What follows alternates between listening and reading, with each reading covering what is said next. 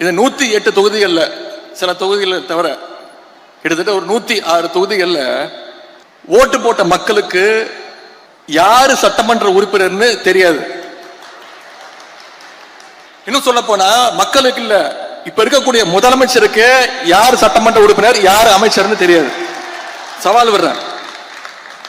ஒரு 4 நாட்களுக்கு முன்பு தொலைக்காட்சிகள் செய்தி நீங்க எல்லாம் பார்த்திருப்பீங்க. திருவள்ளூர் மாவட்டத்தில் நைட்டு ஃபுல்லா கரண்ட் இல்லை. பொதுமக்கள் அத்தனை பேரும் தெருவுக்கு வந்து போராட்டத்தில் இறங்கிட்டாங்க. நிருபர்கள் போய் கேட்கறாங்க அவங்க கிட்ட, ஏன் வந்து இப்போ சாலை மறியல் பண்றீங்க, சட்டமன்ற உறுப்பினர் போய் பார்த்து கோரிக்கை வைக்க வேண்டியதானு.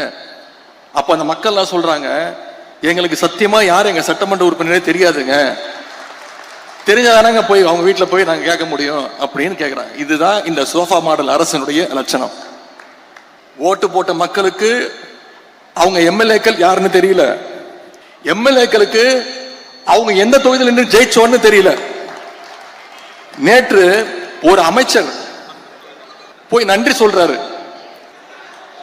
அங்க இருக்கக்கூடிய மக்கள்லாம் சொல்றாங்க, இது உங்க தொகுதி கிடையாதுங்க, நாங்க உங்களுக்கு ஓட்டை போடலைங்க, நீங்க பக்கத்து தொகுதி அப்படின்னு. இப்படிப்பட்ட ஒரு கேடுகட்ட சோஃபா மாடல் ஆட்சி தான் இன்னைக்கு தமிழ்நாட்டில் நடந்துகிட்டு இருக்கு.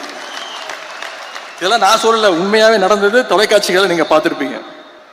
அதுல இப்ப அவங்க வேட்பாளராக அறிவிச்சதெல்லாம் யாரு தெரியுமா, ஜெயிச்சவங்க எல்லாம் யாரும் தெரியுமா, இப்ப அமைச்சராக இருக்கிறதா யாரு தெரியுமா, போதைப் பொருள் வித்தவர், கஞ்சா வித்தவர், பொண்டாட்டிய கொடுமைப்படுத்தி வீட்டுல போட்டு அடிச்சவர், சினிமா படத்துக்கு பிளாக்ல டிக்கெட் வித்தவர், புது சினிமாவை திருட்டு விசிடி வித்தவர், ஜோசியத்தால கேன்சரை சரி பண்ண முடியும்னு போலி வைத்தியம் பார்த்தவர், RSSல சேர்ந்து காக்கி டவுசர் போட்டு சுத்தினவர், வாச்சாத்தி கொடுமைக்கு முக்கியமான காரணமா இருந்தவர், வேட்பாளர் அறிவுக்கு முந்தின நாள் வேற கட்சியிலிருந்து எகிரி குதிச்சு போனவர்.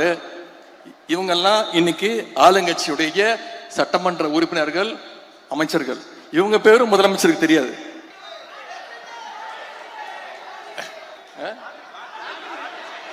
அது வேற இருக்கா, லாட்டரி டிக்கெட் வித்தவர.